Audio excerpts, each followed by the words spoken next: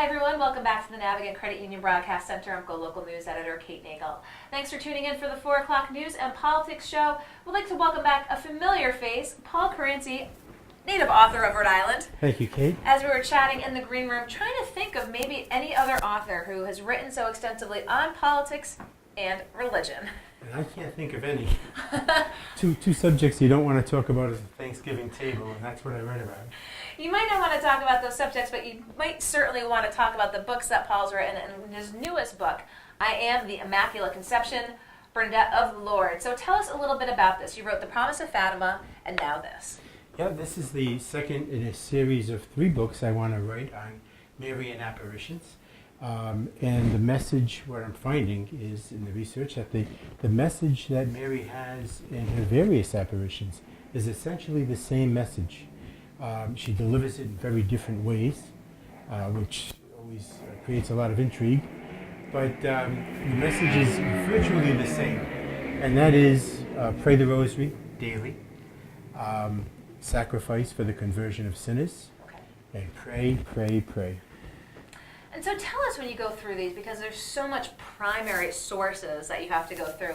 I love to talk with authors, and especially those of a historic nature, the process that goes into writing and the undertaking of a book such as this.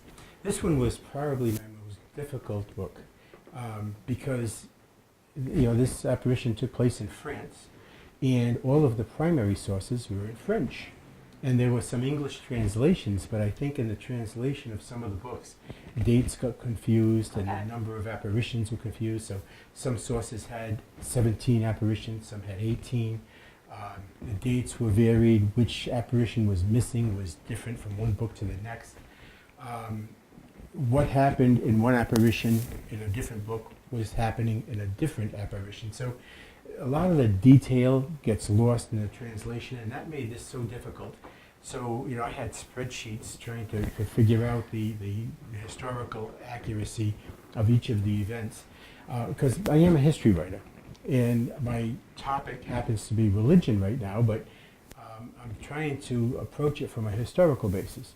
So what really happened and when did it happen is what I'm looking to write, and I write these I give a day-by-day, hour-by-hour accounting of all of the events. So it's important to me, if it happened on a Monday or a Tuesday, the 1st or 2nd, it may not have been important to the person at the time of the apparitions.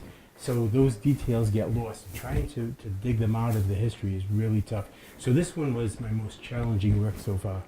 And so you mentioned a couple of facets I want to ask you about as well, because I'm sure folks who are interested and are reading the books come from a number of different angles. Those who might have the religious interest in it, but then as you said, it's really a historical account of something that is of such significance. Yes. And I obviously include religion, but because I'm writing from a historical perspective, I don't want to have my religious beliefs falsely write the narrative. So sometimes what I'm writing conflicts with my own belief and what I believe is reality, but it's what I can verify historically, so that's what I have to write. In fact, my book on Fatima, The Promise of Fatima, actually caused a little controversy when I was writing it because there are various interpretations of the third secret of Fatima. Okay. And the Church's view, the official Vatican view, doesn't correspond necessarily with the view of some of the priests' interpretations. And I included both in my book. I didn't take a personal stand on which I thought was accurate. But let the reader know that there were too. Right. And the bishop didn't appreciate the fact that I was doing that. Originally the bishop was going to write the foreword for me in that book. But when I put in the view that didn't purport to the Vatican view, he declined to do that, and I understand perfectly why.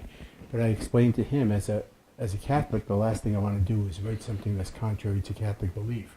But as a historian, I have an obligation to write the truth. And the truth was that there are 2 interpretations, and they differ. Did you have a conversation with the bishop about that, or did you just simply get a thanks but no thanks email from maybe the diocese office? No, I had an email conversation that was extensive, and he was very cordial about it, and I understand his view. I mean, clearly I don't want the bishop to put his name on something that he might not agree with. So I understood perfectly. I just had an obligation to put it out there. And so this is the second book in the series. Are you working on the third? Where is it in the pipeline? I just started the research. That's going to be on the apparitions of Our Lady of Guadalupe in Mexico. Okay. It took place in the 1500s, so that one is a real old account, and I'm sure the information there is going to be pretty skewed. But I'm working on it, just started the research, and I hope to have that book out later this year. Although if I find it as difficult as I found this one, it might be next year. A little longer. Well, of course, you're doing the book tour now, talking with folks about this book, and of course, the third to come. Now, not to get very ahead of our skis here, because that one will be the third in the series, and you talk about loving to write about history. Have you given any thought to what's maybe perhaps even further in the pipeline? Yeah, I'm actually working on a book with my grandson that I might squeeze in between Guadalupe and this book.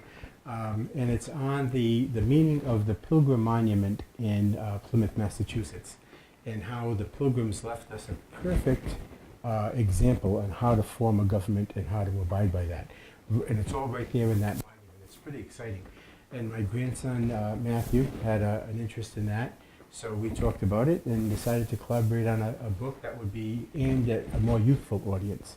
My grandson is in the 8th grade now. He's going to be a freshman in high school by the time we actually get the book out. Well, I like how you're making it a family affair, because you do have another family member who's here with you today. You want to give a shout out to the grandson who's with you? My grandson, Casey, is my daughter Heather's son. And Heather, I actually collaborated on with a book on the monuments in the city of Providence. So that was a fun project, and Casey was involved in that work, helping his mother find all the monuments that we needed to write about. So that was a fun family adventure. Well, very good. Get a first-hand account of his grandfather's works here. And again, the new book, I Am the Immaculate Conception, Bernadette of Lourdes. Have you been to Lourdes? I haven't. Is that on your bucket list? That is, Fatima is, and Guadalupe is, and hopefully I'll get to all three. After you've written the books here. Well, we've had you on before to talk about books, and we look forward to having you on in the future. So, Paul Caranci, thank you so much for taking the time to come in today. Oh, thank you, Kate. We'll provide links to where you can purchase this book, and of course, we'll talk with you soon. And that just about wraps up another afternoon here in the Navigant Credit Union Broadcast Center. Would like to thank Laura Afonso at the 3 o'clock hour for talking local food and drink, Jennifer Lawless at UVA to talk about the president's speech and reaction last night, and Paul Caranci. We'll be up at the State House tomorrow, so be sure to tune into Go Local Live tomorrow afternoon. But in the meantime, check out golocalprov.com.